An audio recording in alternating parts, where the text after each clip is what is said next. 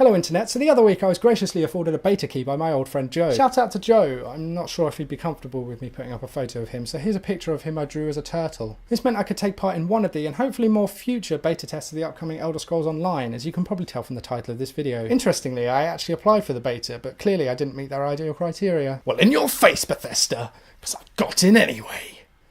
Please still let me play. For those not in the know, ESO is the latest in a series of games known as the Elder Scrolls. The latest and probably well known is the 5th instalment, commonly referred to by its subtitle Skyrim. Unlike Skyrim and its predecessors, this game forgoes the usual format of a single-player RPG romp in favour of an MMO. Massive multiplayer online. If you really didn't know that, I'm not sure what you're going to get out of this video. Something which is a bit of a bone of contention between the two groups either side of the fanbase Venn diagram. Immediately in the game after logging in, you create a character, and there are many customization options available to you. You can be an orc, an elf, a dark elf, a short elf, a surly guy, a different surly guy, a cat person, a further surly guy, naked, female, or a crocodile man in a dress if you really want. You can also choose classes: Swordy, Magicy, Annoying, and Captain Sanctimonious.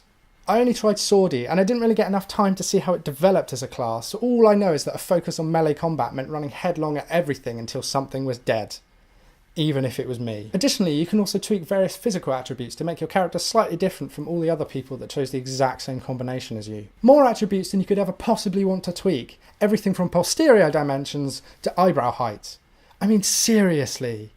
Eye squint? Really?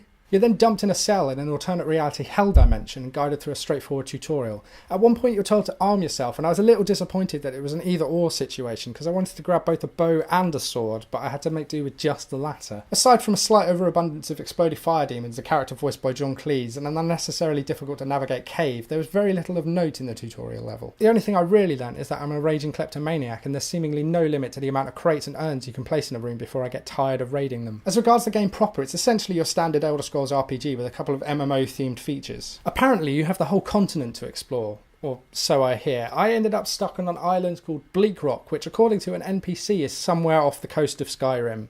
So I spent most of my time running around the small area I was in, collecting things and killing things. Mainly wolves. There are a lot of wolves on Bleak Rock. Interestingly, I actually got more trouble from a mud crab than I got from any of the wolves. I did do some quests though, one of which involved following an adorable dog. I also killed some bandits, saw some bears, turned a skeever into a human, got murdered by more bandits, and then accidentally found myself in an all-out war in a small mining community. That was actually the closest I got to any real interaction with other players, collectively killing various ne'er-do-wells. I also stole this guy's loot. You see, there appears to be two types of container in the game, regular kinds that give everyone items for free each in their individual games, and then the locked kinds which disappear after they've been opened and are shared collectively. So essentially this guy unlocked the chest for me and then I took a portion of the goods.